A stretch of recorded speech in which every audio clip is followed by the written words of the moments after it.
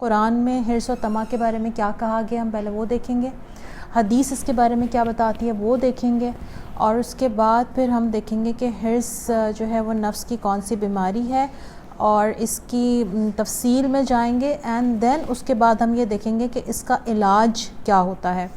اچھا، ہو سکتا ہے کہ کسی کو محسوس ہو پڑھتے وقت کہ نہیں میرے اندر تو کوئی حرص اور طمع نہیں ہے، بٹ ہوتا یہ ہے کہ ہمیں حرص کے بارے میں پتہ نہیں چلتا، لیکن وہ حرص کی جو کیفیت ہے نا، جو چیز ہے وہ اکثر اوقات ہمارے اندر موجود ہوتی ہے کہیں، اس کو ہم نے پڑھتے وقت اپنا موازنہ کرنا ہے، اپنا جائزہ لینا ہے، ہم نے اس کے حوالے سے کسی دوسرے کا جائزہ نہیں لینا، ٹھیک ہے نا، اس بات کو پڑھتے وقت ذہن میں رکھیں، خیال رکھیں۔ ٹھیک ہے، سب سے پہلے میں یہاں پر قرآن کی آیت رکھوں گی، سورۃ التغابن میں آتا ہے کہ اور جنہوں نے اپنے آپ کو لالچ سے محفوظ رکھا تو ایسے لوگ ہی فلاح پانے والے ہیں۔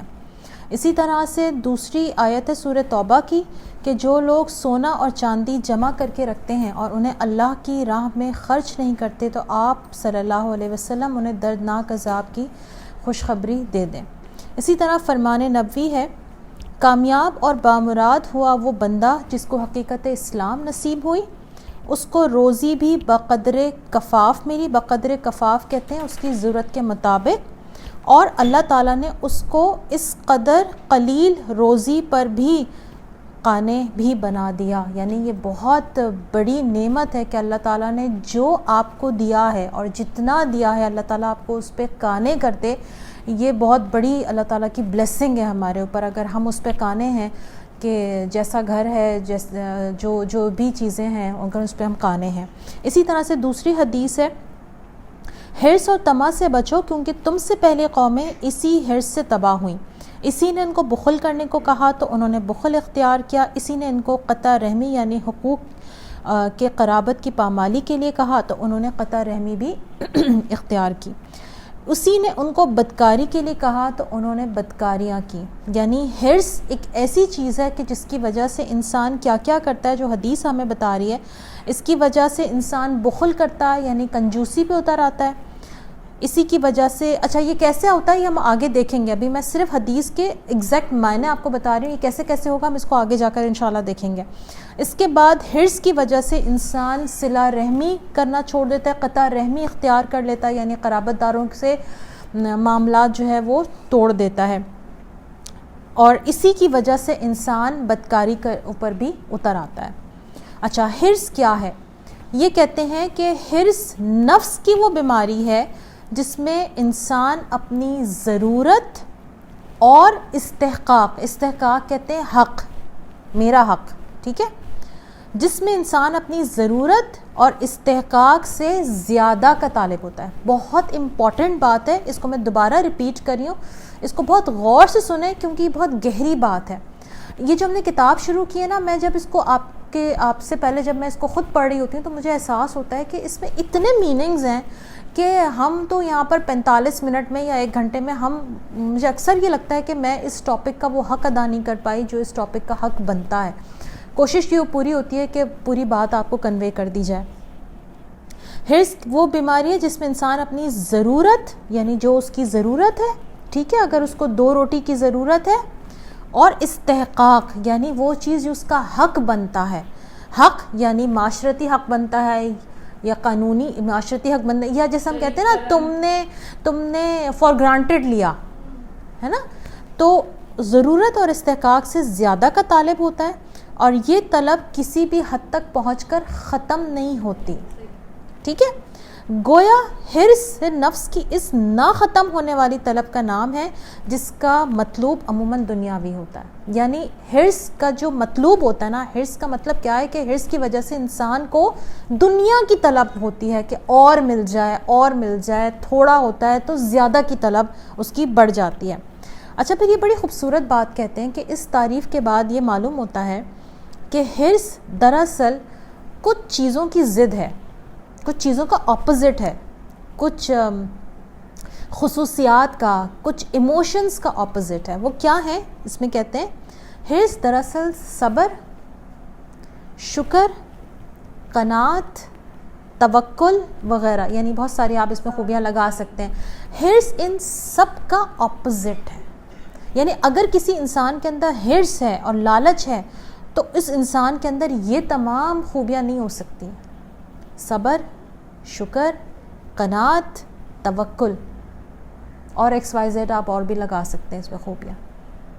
تو ہم سب اپنا اپنا یہاں رک کے تھوڑا سا جائزہ لیں کہ کیا میرے اندر وہ یہ تمام جو خوبیاں ہیں، صبر ہے. ہم بہت اللہ تعالیٰ سے دعا کرتے ہیں نا، اللہ تعالیٰ مجھے بہت شکر کرنے والا بنا دے، اللہ تعالیٰ ہمارے اندر بہت عاجزی پیدا کر دے. کبھی ہم نے سوچا رک کر کہ یہ خوبیاں ہمارے اندر کیوں نہیں پیدا ہو پاتی؟ کہیں ایسا تو نہیں کہ اس ایک چیز یعنی حرص اور لالچ کی وجہ سے یہ جو بہت ساری خوبیاں ہیں جس کے ہم اکثر قرآنی دعاؤں میں اور احادیث میں جو دعاؤں سے ثابت ہیں، جو احادیث میں ہم ان میں اکثر ان چیزوں کی دعائیں کر رہے ہوتے ہیں کہ اللہ تعالیٰ ہمیں شکر کرنے والا بنا دے، اللہ تعالیٰ ہمیں اپنے اوپر توکل کرنے والا بنا دے، اللہ تعالیٰ ہمیں اس پر راضی کر دے جو ہمیں چاہیے، اللہ تعالیٰ ہم جو تو نے ہمیں دیا ہے اللہ تعالیٰ تو ہمیں اس پہ راضی کر دے. اسی کا نام راضی با رضا ہے. اچھا، یہ بھی پتہ چلتا ہے کہ ایسی جو صفات ہیں جب ان کا آپ نے اپوزٹ اختیار کیا نا، حرص، تو اس کی وجہ سے یہ حرص جو ہے وہ انسان کی نفسانی جو اخلاق ہے اور جو روحانی اخلاق ہے، جو نفسانی اخلاق ہے، اس کو انتہائی ڈیمیج کرتی ہے. یعنی اگر حرص ہے تو آپ یہ سمجھ لیں کہ حرص ہمارے نفس کو بھی ڈیمیج کرے گا، ہمارے اخلاقیات کو ڈیمیج کرے گا، ہماری روحانیت کو ڈیمیج کرے گا. بہت لوگ روحانیت کے پیچھے بھاگتے ہیں، روحانی علم حاصل کرتے ہیں، روحانی لوگوں کے در پاس بیٹھتے ہیں، وظائف کرتے ہیں، لمبی لمبی نمازیں بھی پڑھتے ہیں. وہ نمازیں یا وظائف، یہ لمبی لمبی عبادتیں کرنا یہ ان کا اور اللہ تعالیٰ کا معاملہ ہے. میں یہاں پر کوئی نہیں ہوتی کسی کو بھی جج کرنے والی، بٹ میں جو پوائنٹ یہاں پر ریز کر رہی ہوں وہ یہ کہ کہیں ایسا تو نہیں کہ ہمارے اندر حرص اور طمع موجود ہے جس کی وجہ سے ہمارے اندر سے یہ تمام جو اخلاقی خوبیاں ہیں ان کو زد پڑ رہی ہے. اور ان کو جب زد پڑ رہی ہے تو ہم جو اخلاقی خوبیاں ہم ان کو کیسے آپٹ کر پائیں گے؟ ہم اس کو نہیں کر سکتے. اچھا، اب یہ جو زد پڑی ہے نا، اس کی کچھ تفصیل ہے جس کو یہ بیان کرتے ہیں آگے. یہ کہتے ہیں کہ حرص عموماً دنیا اور مال کی محبت سے پیدا ہوتی ہے. یعنی جس شخص کے اندر بھی دنیا کی محبت ہے اور مال کی محبت ہے، اس کی وجہ سے اس انسان کے اندر حرص یعنی لالچ، طمع پیدا ہوتا ہے اور اس محبت میں بے انتہا اضافے کا سبب بنتا ہے. یعنی اگر دنیا کی محبت میں اضافہ ہوتا جا رہا ہے اور چاہنے کے باوجود بھی دنیا کی محبت ہمارے دلوں سے نہیں نکل رہی ہے تو ہم یہاں پر رک کر اپنے آپ کو چیک کریں کہ حرص ہے، لالچ ہے، جس کی وجہ سے ہمارے اندر دنیا کی محبت جو ہے وہ کم ہوتی جا رہی ہے. گویا حرص کا پہلا ضرر تو یہ ہوا کہ یہ پہلے سے موجود ایک برائی میں شدت اور وسعت پیدا کرتی ہے. دوسری بات یہ کہتے ہیں کہ اس سے تعلق باللہ اپنی بنیاد میں کمزور پڑ جاتا ہے. اب حرص کی وجہ سے جو دوسرا نقصان پہنچے گا وہ یہ کیا ہے کہ اللہ سے جو تعلق ہے نا، جس کی ہم بہت دعا کرتے ہیں اور ہم کوشش کرتے ہیں کہ اللہ تجھ سے ہمارا کنیکشن بن جائے. ہم جب تیرے آگے نماز کے لیے کھڑے ہوں تو ہم یہ واقعی فیل کریں کہ ہم اللہ تعالیٰ کے آگے کھڑے ہو رہے ہیں. ہم جب سجدے میں جائیں تو ہم واقعی اللہ تعالیٰ کو اپنے سامنے محسوس کریں. ہم جب دعا مانگیں تو ہم واقعی یہ کنیکٹ کریں کہ اللہ تعالیٰ میری ضرور سنے گا اور وہ میری سنتا ہے. اس یقین کو اللہ تعالیٰ ہمارے اندر، ہم اس کی بہت کوشش کرتے ہیں. لیکن پھر وہی بات آ جاتی ہے کہ جب انسان حرص کا شکار ہوتا ہے تو انسان کے اندر سے تعلق باللہ کمزور پڑنے لگتا ہے. اور اوپر ہم نے ان روحانی اور اخلاقی فضائل کی طرف اشارہ کیا ہے جن کی یہ براہ راست ضد ہے. غور کیجئے تو یہ جو تمام فضائل ہیں یعنی صبر، شکر، قناعت، توکل، یہ بندے اور رب کے تعلق میں بنیاد کی حیثیت رکھتے ہیں. ہر عمارت کی ایک بنیاد ہوتی ہے نا، بنیاد کمزور ہو تو عمارت بھی کمزور ہوتی ہے. تو ہماری اللہ تعالیٰ سے تعلق کی جو بنیاد ہے اس بنیاد میں کون سی چیز ہونی بہت ضروری ہے؟ توکل، میرا اپنے پیدا کرنے والے پہ توکل کیسا ہو کہ وہ توکل مجھے اس ڈپریشن سے اور انگزائٹی سے نکالنے میں رول پلے کرے کہ کچھ بھی ہو جائے میرا رب میرے ساتھ موجود ہے. اگر وہ میرے ساتھ موجود ہے اور اس کی مدد میرے ساتھ موجود ہے تو میرے سارے کام آسان ہو جائیں گے اور اللہ تعالیٰ مجھے ہر مشکل سے باہر نکال دیں گے. یہ ہے توکل. پھر دوسری چیز ہے صبر, شکر, قناعت. صبر کس چیز کا نام ہے؟ صبر اس چیز کا نام نہیں ہے کہ میں شکایت کرتی ہوئی اور چپ کر کے رونے دھونے بیٹھ جاؤں. نہیں, ایک بات ذہن میں رکھیں, جو صبر کرتے ہیں نا وہ آہوزاری نہیں کرتے, وہ گلے نہیں کرتے, وہ اٹھتے بیٹھتے شکایتیں نہیں کرتے, وہ صرف اور صرف اپنی بات اللہ کے حضور رکھتے ہیں اور میکسیمم اپنی زندگی میں شکر کو ایڈ کرتے ہیں. اللہ سے دعا کیا کیجئے کہ اللہ تعالیٰ آپ کو, ہم سب کو اپنا بہت شکر کرنے والا بندہ بنا لے. یہ بہت ضروری بات ہے کہ اللہ تعالیٰ ہمیں شکر کرنے والا بندہ دے. اور ساتھ ساتھ یہ دعا کیا کیجئے کہ اللہ تعالیٰ آپ کو شکرانے کی توفیق دے. شکرانے کی توفیق دے سے کیا مطلب ہے؟ اس کا مطلب ہے کہ اللہ تعالیٰ آپ کو اتنی نعمتیں عطا فرمائے کہ آپ اس کا شکر کرتے نہ تھکیں. اس سے خالی ہو کر آدمی بندگی کے احساس اور ربوبیت کے ادراک سے بڑی حد تک محروم ہو جاتا ہے. یعنی اگر ہمارے اندر صبر نہیں ہے, شکر نہیں ہے, قناعت نہیں ہے, توکل نہیں ہے, تو انسان کے اندر جو رب کا احساس ہے نا وہ کہیں مفقود ہو جاتا ہے. میں اس کو پھر دہرا رہی ہوں, اگر یہ کوالٹیز ہم نے اپنے اندر پیدا نہیں کی تو اس کا الٹیمیٹ نتیجہ کیا نکلے گا کہ ہمارے اندر سے اپنے رب کی موجودگی کا پلس اس کی بلیسنگز کا احساس مٹ جائے گا.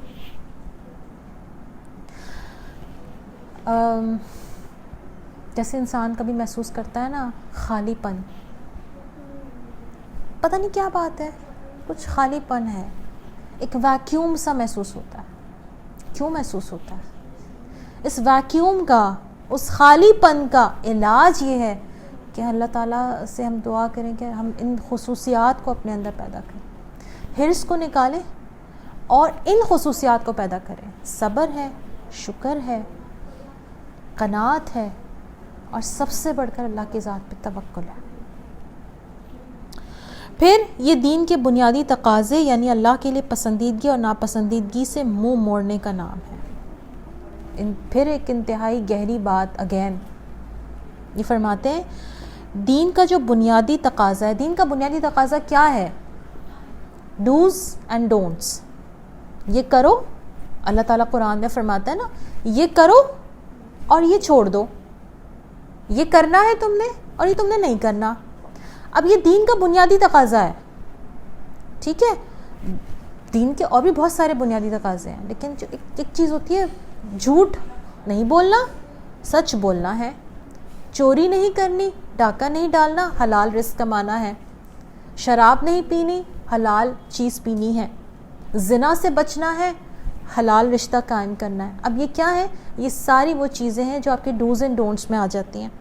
تو یہ دین کے بنیادی تقاضے ہیں. تو اگر انسان یہ جو کوالٹیز ہیں نا, صبر, شکر, قناعت, جب انسان ان کو اختیار نہیں کرتا تو انسان دین کے بنیادی تقاضے سے منہ موڑ لیتا ہے. عام طور پر حرص کا موضوع وہ چیزیں ہیں جو دین میں یا تو مطلوب ہی نہیں, یا اگر مطلوب ہیں بھی تو بعض قطعی حدود و شرائط کے ساتھ. مثلاً روٹی کپڑا مطلوب ہے, لیکن ان کی طلب شریعت کی بتائی ہوئی حدود کے اندر ہونی چاہیے. اچھا, ہمیں تو اپنے نیڈز اینڈ وانٹس کا پتہ ہی نہیں ہوتا. ہماری تو جو وانٹس ہیں وہ بھی ہماری نیڈز ہوتی ہیں, وہ ہماری ٹاپ موسٹ ڈیزائر ہوتی ہے. جیسے میں نے پہلے بھی آپ لوگوں کو کبھی شاید ایکسرسائز کرایا ہو کہ آپ کی زندگی کی پرائرٹی کیا ہے. شاید کبھی پچھلی کسی کتاب میں آپ لوگوں نے یہ ایکسرسائز کی ہو. اگر میں اس وقت آپ سے سوال کروں آپ کی زندگی کی ٹاپ موسٹ پرائرٹی کیا ہے, کسی کے ذہن میں آئے گا میری صحت, کسی کے ذہن میں آئے گا ایمان, کسی کے ذہن میں آئے گا میرا عقیدہ, کسی کے ذہن میں آئے گا میرے بچے، میرا شوہر، میرا گھر، میری تعلیم، میرا پروفیشنل کیریئر. سب کی الگ الگ پرائرٹیز ہو سکتی ہیں. ہمیں اپنی پرائرٹیز کی لسٹ کو بھی چیک کرتے رہنے کی ضرورت ہے. اچھا، پرائرٹی لسٹ جو ہوتی ہے نا وہ اوپر نیچے ہوتی رہتی ہے. کبھی کوئی چیز ٹاپ پہ چلی جاتی ہے. جن دنوں میں صحت خراب ہوتی ہے تو صحت ٹاپ پہ چلی جاتی ہے. جن دنوں میں بچوں کے ایگزامز ہو رہے ہوتے ہیں تو بچے ٹاپ پہ ہوتے ہیں. میاں ناراض ہوتا ہے تو میاں ٹاپ پہ ہوتا ہے. ساس ناراض ہو جاتی ہے تو ساس ٹاپ پہ چلی جاتی ہیں. ٹھیک ہے، کوئی فائنینشیل پرابلمس چل رہے ہوتے ہیں تو بزنس ٹاپ پہ ہوتا ہے. تو یہ بدلتی رہتی ہیں پرائرٹیز آپ کی. لیکن پوائنٹ جو اس میں اہم بات ہے، وہ کرنے والی بات ہے، وہ یہ کہ ایمان کی سلامتی ہماری ٹاپ پر ہو. اور جب ایمان کی سلامتی ٹاپ پر ہوگی تو یہ جو صفات ہے نا، صبر، شکر، قناعت، توکل، ان کو اپنے اندر بلڈ اپ کرنے میں آسانی ہوگی. کیونکہ انسان کو یہ پتہ ہوگا کہ میرے ایمان کی سلامتی اسی میں ہے، میرے ایمان کی سلامتی کے ساتھ یہ چیزیں جڑی ہوئی ہیں. تو اگر میں ایمان کو سلامتی سے رکھوں گا تو باقی کی صفات کو بھی مجھے اپنے اندر اڈاپٹ کرنے میں آسانی ہو جائے گی. پھر یہ کہتے ہیں کہ حرص میں آدمی اپنی ضرورت کو حد جواز میں نہیں رکھتا. یعنی پھر کسی چیز کا کوئی مطلب وہ بلا جواز ہوتا ہے کہ اگر 10 جوڑے بنانے تو وہ بلا جواز بنانے. اگر روزانہ 3 کھانے بننے تو وہ بلا جواز بننے. وہ کیوں بننے؟ اس لیے کہ میرا دل چاہ رہا ہے. میں نے یہ کھانا ہے اس لیے کہ میرا دل چاہ رہا ہے. میں نے یہ کپڑا بنانا ہے اس لیے کہ میرا دل چاہ رہا ہے. پھر انسان ضرورت سے ہٹ کے دل کی طرف چلا جاتا ہے. ٹھیک ہے، بلکہ اس سے تجاوز بھی کر جاتا ہے. اس کا بہت بڑا نقصان یہ بھی ہے کہ حریص شخص زندگی کے اس سانچے کو ہی توڑ دیتا ہے جو قرآن و سنت نے بنایا ہے. یعنی حریص جو شخص ہوتا ہے وہ زندگی کا جو سانچہ ہے نا اس کو خود فارم کر لیتا ہے. یہ انتہائی خطرناک بات ہے کیونکہ اس کا صاف مطلب یہ ہے کہ آدمی کا ذوق دین سے ادنا درجے میں بھی ہم آہنگ نہیں رہا. یعنی کیا مطلب ہوا اس بات کا کہ یہ انتہائی خطرناک بات ہے کہ حرص کی وجہ سے انسان نے جو دین کا ادنا درجہ ہے نا اس کو بھی فالو کرنے کے قابل نہیں رہا. اس سے وہ بھی فالو نہیں کیا جاتا. ہم تو بات کریں اعلیٰ درجے کی. اعلیٰ درجے میں شکر بھی آ جائے گا، قناعت بھی آ جائے گی، توکل بھی آ جائے گا. اور ادنا درجے میں یعنی پھر انسان کہے گا نماز پڑھ رہا ہے نہیں پڑھ رہا، صدقہ دیا نہیں دیا، زکوٰۃ جو لاگو تھی وہ ادا کی نہیں کی.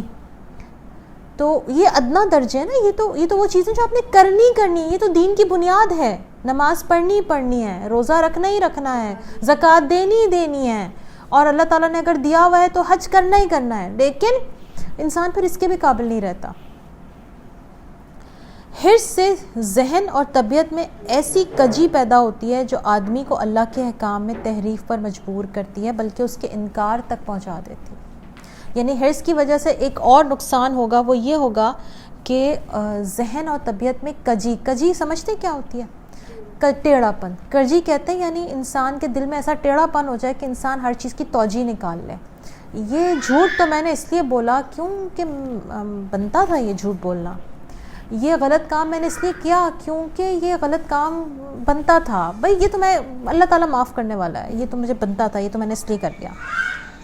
اس کی ایک مثال یہ ہے کہ تمام دینی احکام کی بنیاد گویا اس حکم پر ہے کہ اللہ کے آگے تمہارا نفس اور آخرت کے سامنے دنیا کی کوئی چیز نہیں ہے. حرص اس بنیادی ترین حکم میں یا تو تحریف کرواتی ہے یا اس کا منکر بنا دیتی ہے. لالچ کی وجہ سے انسان اللہ کا منکر بھی ہو جاتا ہے. اگر آپ اس کو چیک کریں نا تو آج کل کے جو جوان بچے ہیں ہمارے ان میں ایتھیسٹ کی طرف بہت رجحان ہے. اس طرح کے ظاہر مجھے ایکسپوجر ملا ہے ایسے ٹین ایج لڑکے لڑکیوں سے ملاقات کا مجھے اتفاق ہوا ہے کاؤنسلنگ کے ذریعے کہ جو اپنے دین سے پھر چکے ہیں، مطلب ایتھیزم کی طرف وہ موو آن ہو چکے ہیں. اور اگر ان کو کچھ بتاؤ نا، حالانکہ وہ ہیں مسلمان، اچھا انہوں نے اس چیز کو اپنے گھر پہ ایکسپوز نہیں کیا ہوا، ان کے پیرنٹس کو نہیں پتا کہ ان کے بچے کدھر جا چکے ہیں، لیکن جب ان کی میرے سے ڈیبیٹ ہوتی ہے، کوئی بات ہوتی ہے، تو جب میں ان کے سامنے اگر کوئی بات، اگر دین سے ریلیٹڈ کوئی بات نکل جائے تو they are against for that, وہ اس چیز کو ایکسیپٹ نہیں کرتے کیونکہ وہ دین سے پھر چکے ہیں۔ جو انسان دین سے پھر جائے، جس انسان کا کوئی رب نہ رہے، رب کا وجود اس کے لیے بے معنی ہو جائے، تو انسان کے لیے پھر کسی بھی چیز سے انکار کرنا بہت آسان ہو جاتا ہے۔ پھر حرص کا ایک اور بہت بڑا نقصان، بندہ تقدیر پر راضی نہیں رہتا، جو ہمارے ایمان کا حصہ ہے۔ تقدیر جو اللہ نے میری، آپ کی، ہم سب کی کب بنائی تھی؟ جب بچہ ماں کے پیٹ میں تھا۔ کہتے ہیں نا جب بچہ اتنے ہفتے کا ہوتا ہے تو ایک فرشتہ لاگو کیا جاتا ہے جو اس بچے کی تقدیر لکھتا ہے، اس کی خوش بختی اور بدبختی لکھتا ہے، اس کا رزق لکھتا ہے، اس کی زندگی اور موت کا ٹائم لکھ دیا جاتا ہے۔ تو تقدیر تو وہ ہے جو اللہ نے اس وقت لکھ دی ہے جب ہم ماں کے پیٹ میں تھے۔ اسی لیے کہا جاتا ہے جب پہلے دن سے جب آپ کنسیو کرتی ہیں تو اس دن سے آپ اپنے آنے والے بچے کے لیے دعا کیجئے کہ اللہ تعالیٰ اس کو خوش بخت بنائے، اللہ تعالیٰ اس کی تقدیر کو بہتر کرے، اس کی تقدیر کو اچھا بنائے کہ وہ آپ کے لیے بھی اچھا ہو اور اپنے لیے بھی اچھا ہو۔ تو بندہ تقدیر پر راضی نہیں رہتا۔ پھر حرص کا اگلا نقصان ہے کہ حریص آدمی دین کا ایک نہایت بنیادی مطالبہ پورا کرنے کے قابل نہیں رہتا، وہ ہے اللہ کے راستے میں ہر طرح کے ایثار کے لیے ہم وقت تیار رہنا۔ اچھا ایثار صرف پیسوں سے نہیں ہوتا، ایثار رویوں میں بھی ہوتا ہے، ایثار کسی کی مدد میں بھی ہوتا ہے۔ انسان ایثار نہیں کرتا، معاف نہیں کرتا، مطلب معاف کرنا کیا ہے؟ معاف کرنا بھی تو ایثار ہے۔ کسی نے میرے ساتھ زیادتی کی، میں نے اس کو معاف کر دیا، یہ میری طرف سے اس کے لیے ایثار ہے۔ تو حرص میں انسان لالچی ہو کے انسان یہ کہتا ہے میں تو اس کو معاف نہیں کر سکتا کیونکہ اس نے میرے ساتھ اتنا برا کیا ہے، میں کیسے اس کو معاف کر سکتا ہوں؟ تو انسان کے اندر نا لالچ ہے، انسان کہتا ہے میں نے تو اس کو بتانا ہے۔ مطلب دیکھیں میں پھر کہوں گی کہ حرص جو ہے وہ پیسوں کی نہیں نا، وہ رویوں کی بھی حرص ہے۔ اس طرح سے ہم اس کو اور اگر ڈیفائن کرتے ہیں، ہم اس کے ڈیپ میں جاتے ہیں تو ہم اس کو ایسے کہیں گے کہ انسان رویوں کے حوالے سے یہ کہتا ہے کہ میں نے اس کو عزت نہیں دینی، یہ عزت کی قابل ہی نہیں ہے۔ مطلب انسان دوسرے کی انسلٹ کیوں کرتا ہے، ایثار کے لیے تیار کیوں نہیں ہوتا، دوسرے کی انسلٹ کرنے کے لیے جلدی سے تیار کیوں ہو جاتا ہے؟ کیونکہ وہ اپنے آپ کو اوپر دیکھنا چاہتا ہے، حرص ہے اس کے اپنے سٹیٹس کو اوپر بلند رکھنے کی، اپنے آپ کو بلند رکھنے کی اس کے پاس اجازت ہے۔ سوالات آخر میں، ٹھیک ہے؟ ٹھیک ہے، پھر یہاں پر ایک سوال انہوں نے خود ہی ریز کیا، یہ کہتے ہیں کہ ان نقصانات کے بیان سے ذہن میں بخل کا تصور بھی آتا ہے۔ حرص کا اپوزٹ بخل ہے۔ آیا بخل اور حرص میں کوئی ایسی مشابہت ہے کہ کہیں کہیں ان سے پہنچنے والا نقصان بھی ایک ہو جاتا ہے؟ یہ بالکل درست ہے۔ حرص کے سلسلے میں ہم نے جو آخری نقصان بتایا ہے وہ بخل سے بھی متعلق ہے، یعنی حرص اور بخل ظاہر میں مختلف لیکن حقیقت میں تقریباً ایک ہیں، اور یوں سمجھیں کہ دنیا کی محبت ان کی ماں ہے۔ یعنی حرص اور بخل ظاہر میں مختلف لیکن حقیقت میں تقریباً ایک ہیں۔ کہنے کو بظاہر لگتا ہے نا لالچ، بخیل آدمی بھی کیا ہوتا ہے؟ لالچی تو ہوتا ہے، وہ دوسروں کو کیوں نہیں دے پاتا، وہ اپنے پاس سمیٹ کے کیوں رکھتا ہے؟ کیونکہ اس کو مال کا لالچ ہوتا ہے۔ اب یہ بتاتے ہیں کہ حرص سے بچنے کے لیے کیا تدابیر کریں ہم، ٹھیک ہے؟ اچھا جو لوگ شروع کی کلاسز میں تھے، سب نہیں تھے آپ میں سے، لیکن یہ کہتے ہیں کہ حرص سے بچنے کے لیے وہی تدابیر ہیں جو حب دنیا کے علاج میں بتائی جا چکی ہیں۔ اصولی طور پر حرص کا جو تدراک ہے وہ متواتر انفاق سے، یعنی آپ خرچ کریں، صدقہ دیں، زیادہ سے زیادہ اللہ کے راستے میں دیں، تو حرص کی بیماری، لالچ کی بیماری، بخل کی بیماری دور ہوتی ہے، اور یہی بخل کا علاج ہے۔ اور اس کے ساتھ ساتھ جو دوسرا کام کرنا ہے وہ یہ کرنا ہے کہ آپ نے موت کو یاد رکھنا ہے۔ ہم سب فانی ہیں، ہم سب نے چلے جانا ہے۔ یہ جو آج ہم چھوٹی چھوٹی باتوں پہ ایک دوسرے کی ٹانگ کھینچتے ہیں نا، تم نے یہ کیا، میں نے یہ کیا، تم نے یہ کیا، تم نے ایسے تھا، تم وہ، تم یہ، ہم سب نے ہی تو چلے جانا ہے۔ اس نے بھی چلے جانا ہے جس کی طرف ہم انگلی اٹھا رہے ہیں، اور میں نے بھی چلے جانا ہے اگر ہم سوچیں اپنے اپنے بارے میں. تو ہر چیز ہی فانی ہے دنیا کی. پھر کیا چیز ہے جس کے پیچھے ہم بھاگتے ہیں؟ دنیا برتنے سے منع نہیں کیا گیا، دنیا برتیں. اگر آپ استطاعت رکھتے ہیں تو اچھا پہنیں، استطاعت رکھتے ہیں تو اچھا کھائیں، استطاعت رکھتے ہیں تو اچھا گھر بھی بنائیں. دنیا برتنے سے اللہ نے منع نہیں کیا، لیکن لالچ سے منع کیا ہے. جو کچھ اپنے لیے پسند کریں وہی دوسرے کے لیے پسند کریں. اور اللہ کو یاد رکھیں، کیونکہ ہم سب نے جو کچھ اللہ نے ہمیں دیا ہے ہمیں اس کا جواب بھی دینا ہے. نیز یہ کہتے ہیں کہ نفلی روزوں سے بھی مدد لی جا سکتی ہے. نفلی روزے زیادہ سے زیادہ رکھیں، کیونکہ روزہ نفس میں اور جسم میں اضمحلال پیدا کرتا ہے. اضمحلال کہتے ہیں کمزوری کو کہتے ہیں اضمحلال، یعنی ایک ٹھہراؤ کہہ لیں، کمزوری کہہ لیں کہ وہ پیدا کرتا ہے. طغیانی کو کم کرتے ہیں. ہاں ایگزیکٹلی، بالکل صحیح، جزاک اللہ. حرص کے ازالے کے لیے یہ اضمحلال جو ہے وہ مفید ہے. مختصراً یہ کہ آدمی اگر اس فیصلے پر عمل کرنے کی قدرت پیدا کر لے کہ میری دنیا اللہ کے بندوں کے لیے ہے اور خود میں اور میرا وقت اللہ کے لیے، تو اس طرح گویا اس کے ہاتھ میں ایک ایسا کلہاڑا آ جائے گا جس کو وہ حرص کی جڑ پر چلا سکتا ہے. یعنی جب انسان کو اندازہ ہو جائے کہ میں نے بھی اللہ کی طرف پلٹ کے جانا ہے، ایک تو یہ کہ وہ موت کو یاد رکھ رہا ہے، دوسرے یہ کہ وہ اپنی اس چیز میں اللہ کے بندوں کا حصہ رکھے، تو اس کے اندر سے حرص اور لالچ ختم ہو جائے گا. بہتر ہے کہ اس اصول کو نفس پر ہمہ وقت وارد رکھا جائے، کیونکہ یہ نفس کی مجموعی آمادگی کے علاج کا اسلوب ہے. نفس پرستی سے بچائے گا نا، وہی تو اصل دین نے ہماری دنیاوی زندگی کے لیے چند مقاصد متعین کر رکھے. ان مقاصد کا شعور حرص کے علاج میں مدد دے سکتا ہے. اب یہ سب علاج میں ہیں، اپنے اپنے پاس اسی وقت سوچ لیجئے کہ آپ کا اس دنیا میں مقصد کیا ہے جینے کا. اگر وہ مقصد یہاں رکھا ہوگا نا، یہاں، تو حرص کو جگہ نہیں ملے گی. اصل میں اول تو ہمیں اپنے مقاصد کا پتہ نہیں ہوتا، سیکنڈ یہ کہ وہ مقاصد ہمارے یہاں نہیں ہوتے، وہ پتہ نہیں کہیں کوئی پوچھتا ہے نا تو تمہاری زندگی کا مقصد کیا ہے، تو ہم ایک ٹک اس کی شکل دیکھتے ہیں، میری زندگی کا مقصد بس بچے پیدا کر لیے نا، یہ میری زندگی کا مقصد تھا، پورا ہو گیا نا. ان بچوں کو کچھ بنانا بھی تو ہے، یہ بھی تو مقصد ہے نا ہماری زندگی کا. یہ تو اللہ کی دین ہے، یہ تو اللہ کا انعام ہے، یہ تو اللہ کی طرف سے پوچھ ہوگی، یہ امانت ہے. ان کو آپ کیا بنا رہے ہیں، یہ پوچھ ہوگی ان کے بارے میں. اگر ہم نے ان کے ساتھ کوئی زیادتی کی، ہم بچوں کے ساتھ زیادتی بڑے آسانی سے کر دیتے ہیں، لیکن ہمیں ان بچوں کے ساتھ کی جانے والی زیادتی کا بھی اللہ کو جواب دینا ہے. اگر کوئی زیادتی کی ہے نا بچوں کے ساتھ تو لٹرلی معافی مانگ لیں، ابھی معافی مانگ لیں، نہ کہ اس روز جا کے اپنے ہی بچوں سے معافی مانگنی پڑے قیامت کے روز.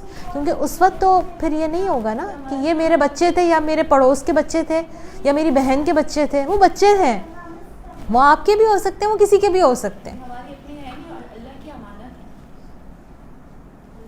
مطلب یہ کہ اس طرح کی خرابیوں میں محض یہ بتا دینا کافی نہیں کہ اللہ کو توکل مطلوب ہے، صبر مطلوب ہے وغیرہ، بلکہ توکل اور صبر کی مثالوں کو ذہن میں رکھیں، یا صحابہ کرام کی زندگی سے، انبیاء کرام کی زندگی سے. ٹھیک ہے، میری بات یہیں تک ہے. اگر اب آپ کے ذہن میں، کسی کے ذہن میں کوئی سوال ہو تو پلیز سوال آپ لوگ کر سکتے ہیں. کسی کے ذہن میں کوئی سوال؟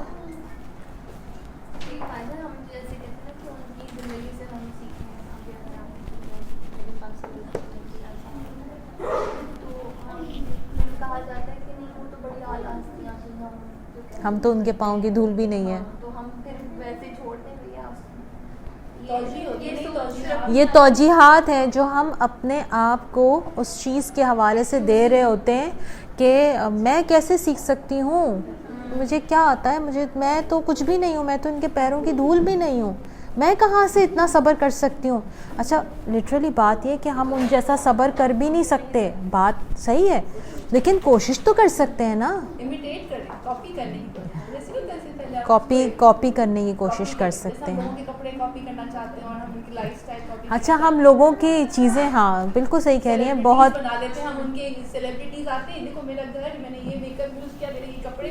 اور ہم ان کو بڑے شوق سے فالو کرتے ہیں، ان سیلیبریٹیز کو ہم فالو کرتے ہیں اور لیکن ہمارے اپنے اندر کیا ہے، ہم اس کو نہیں کرتے. ٹھیک ہے جناب، جزاک اللہ.